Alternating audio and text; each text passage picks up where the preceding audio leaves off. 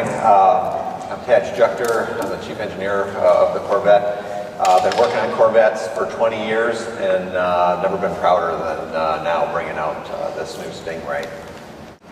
ELSD has a huge, and you see a lot of manufacturers going to electronic differentials. This has a huge impact on the way the vehicle performs and behaves, and the way it gives you confidence behind the wheel.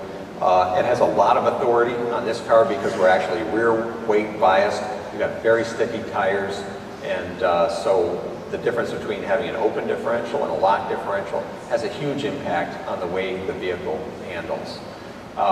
It's completely integrated in the other traction control systems, and there's a hierarchy. You know, the way a traditional stability system works, if the car gets a little loose, you hit the outside brake. That brings the car back into line, stabilizes the vehicle. The downside to that is it's slowing you down, it's hitting the brakes. The ELSD can stabilize the vehicle without slowing you down. So many times you avoid brake interventions and stability interventions simply by controlling the ELSD. It's continuously variable. It's not like a step function or on and off. It's constantly adjusting pressure on the clutch plates to optimize the way the vehicle's handling in a particular situation. So the bottom line is, people ask me, what are you most proud of on this car? It's not one thing. It's the fact that we've been able to increase the bandwidth of the car. It's more powerful and yet more fuel efficient. The seats are more comfortable, yet better lateral support. So Corvettes do a lot of things well, from daily driving to long distance touring to track work. This car does everything better.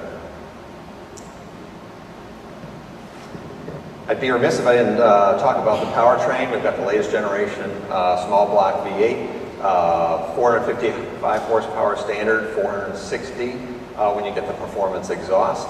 The amazing thing is that this engine actually feels stronger than what the actual power output indicates.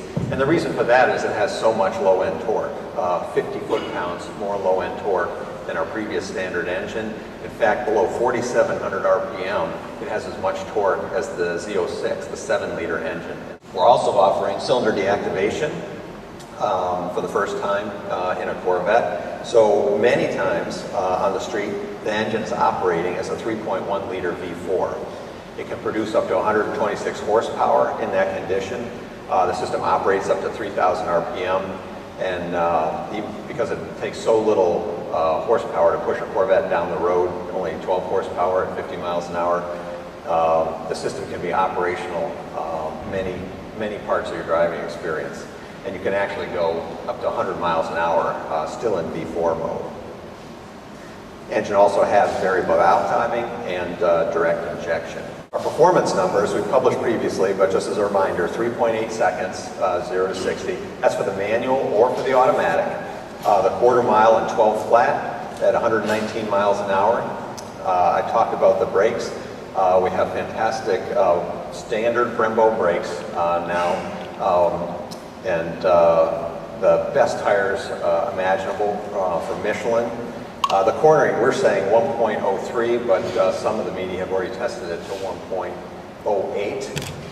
I think is Lee Willard here today? We have had Michelin here, and the engineer that does our tires for Michelin. It's the same engineer who does the C6R race tires, does our street tires as well. So he takes the best lessons from the track, combines them with Michelin's best technology for the street, and these new Pilot Supersport tires are a real paradigm breaker. There's no other car in the world that'll corner at 1.03 or 1.08 Gs that has a 300 tread wear rating. These tires last a long time on the track and on the street. It's a real breakthrough. Numbers are great, individual performance numbers, but where it all comes together is on the track. And that's really the synthesis of all the systems working together. We've run the Grand Course at VIR in under 2:52, and the thing that's pretty fast, but the thing we really focused on for this car is accessible performance. Yeah, we wanted to expand the envelope of performance, but we didn't want just a pro-level driver to be able to get there.